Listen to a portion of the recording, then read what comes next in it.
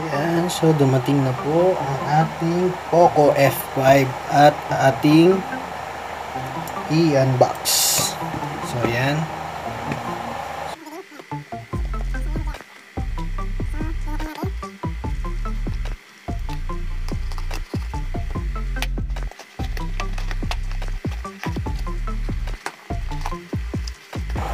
So ayan po.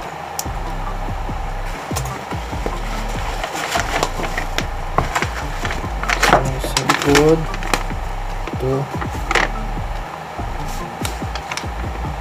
so yung description, so ito na po siya, Poco F5. So nakabubble wrap. Okay, so buksan natin ulit.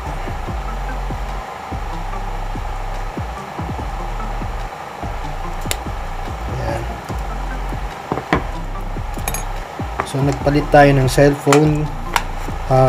Ang cellphone natin dati ay yung iPhone 6s 2017 pa po yun, at yung Samsung J7 2016. So yun yung gamit natin, at ngayon ay outdated na sila.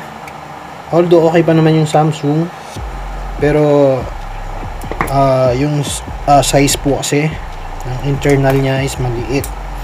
So ito na po, bubuksan natin, at ito yung makikita natin. Ayan.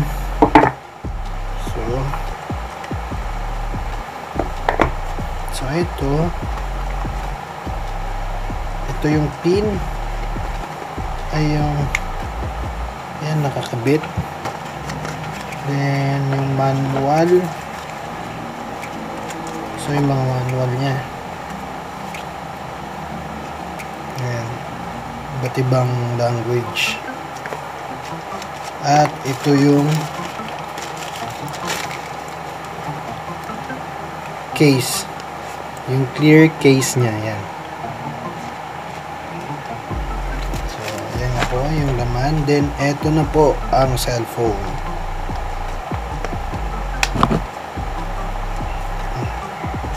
So ito na, buksan natin. Yan, nakalagay po flagship Snapdragon 7 Plus Gen 2 processor. Yan, 120 yan, 67 64 MP. So yan, so medyo malaki pala siya. So ang kinuha nating kulay ay black.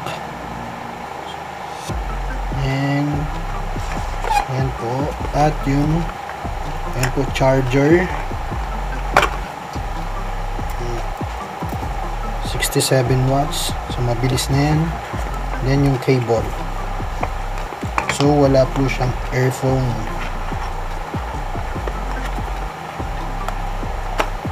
So yun lang po ang mga laman. So yun yung mga laman. Ngayon try natin buksan.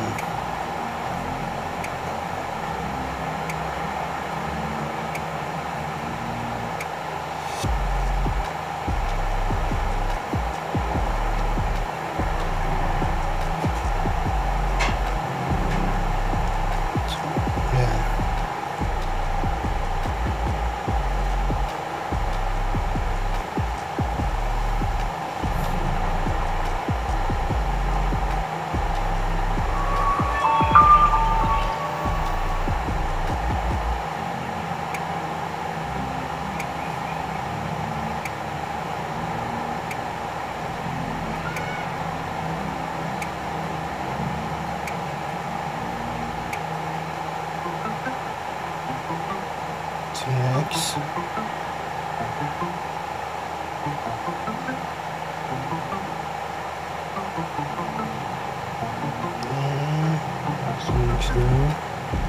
hybrid, and then next,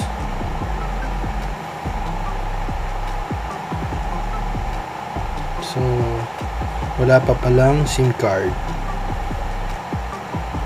so mamaya na yan. Then yan,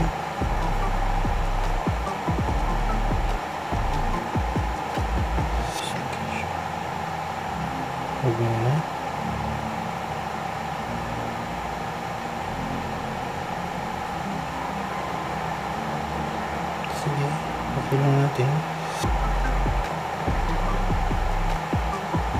Set.